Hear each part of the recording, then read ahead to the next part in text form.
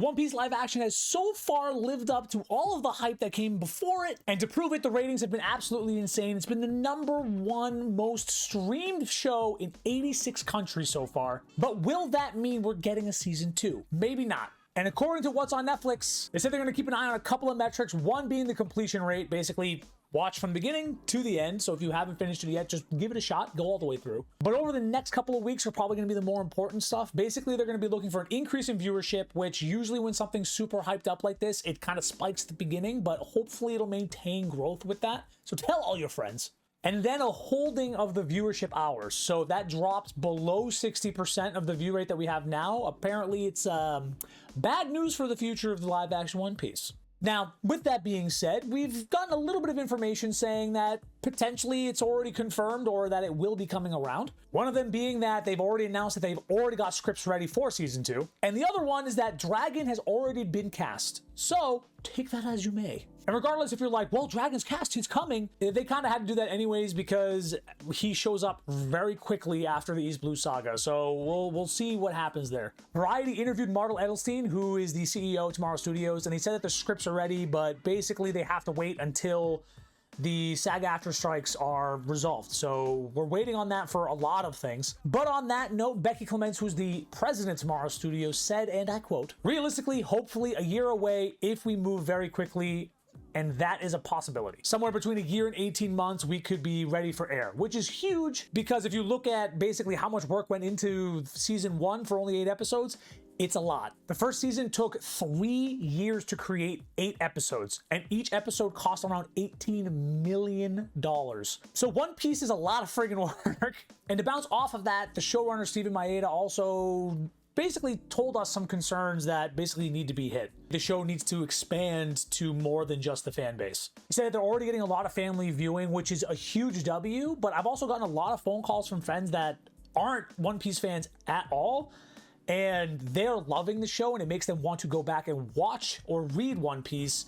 And they've even walked in on their parents basically watching it just out of like, oh, what's on Netflix today? Which is a huge W in my opinion. So make sure you're introducing your friends to this, because it's doing work. So realistically, if we look at how long it took for them to basically create this, regardless if Steven Maeda says that they could streamline some of the things that need to be done, we're looking at 2 to 3 years between that, and honestly, that's probably a good thing. If we look at what this show was, especially as the episodes kind of go on, we get a little bit more gaps in between certain storylines. We're missing some certain fights that I personally thought that we were going to have, but you can kind of see them avoiding that. Certain characters need a little bit more screen time, like Usopp, I feel like was just kind of thrown in there, and the introduction of Marines and stuff like that takes away from a lot of that also. So there's some things that need to be done, but that means that this is the base standard now going forward. So we can't go backwards, because if they streamline things in the wrong way, we're going to be losing quality and all of that really probably needs to stay. And speaking of quality, East Blue, like in the anime and the manga, is the most basic. So it's probably the easiest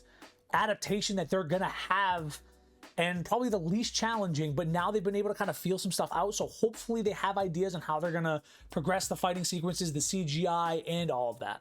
And now if we just think about like what's coming up, Chopper needs to be taken care of. And now what does that mean? Is it going to be fully CGI?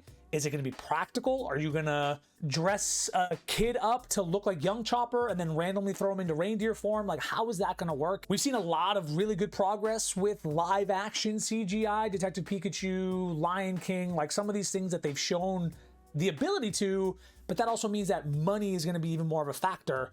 Is that going to limit screen time for him? Is whatever's going to happen there? And with Chopper being a reindeer that ate the human fruit, he's gonna, I mean, you could kind of just make him human form and dress him up. Who knows? What do you think about that? Let me know, because that's where I'm standing with Chopper, and that's a little bit nerve-wracking. But back to them avoiding kind of big scale battles too.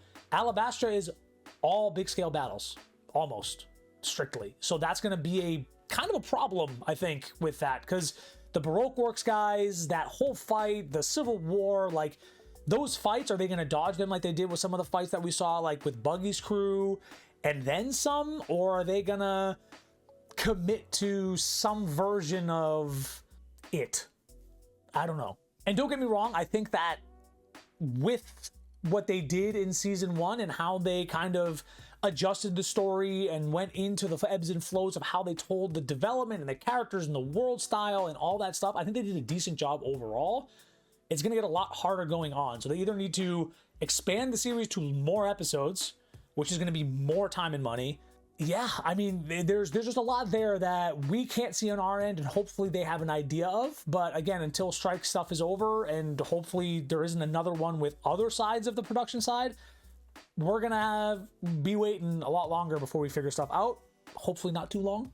So I'm definitely gonna have to go back and take a look at the next couple arcs and see if maybe I missed something or maybe I'm overthinking it, but I think I'm kind of on point with this. Now, one of my favorite characters in the One Piece trading card game is Smoker, and I'm very excited for him because I loved him in the show and the manga, and with what they've been doing with the Marines, I hope they get a lot more screen time with him. I think that'd be really cool because they've already done it with Garp and the Marines now, which I think is an amazing touch. So hopefully they can kind of carry that in the future and we kind of get both sides of things. It adds a different twist to the show that I never thought I would enjoy. So as always, we'll find out. So all in all, season 2 is ready to ramp up and go. They're just, some things need to be resolved and they need to move forward with figuring some things out, and hopefully they have a plan already going ahead because pre-production, at least they can get that done. And I think we learned a pretty valuable lesson that basically the mangakas and the creators or whoever needs to be involved because we just hit a mark of we finally did it, and now it basically needs to be built upon, and that's going to be the absolute bare minimum standard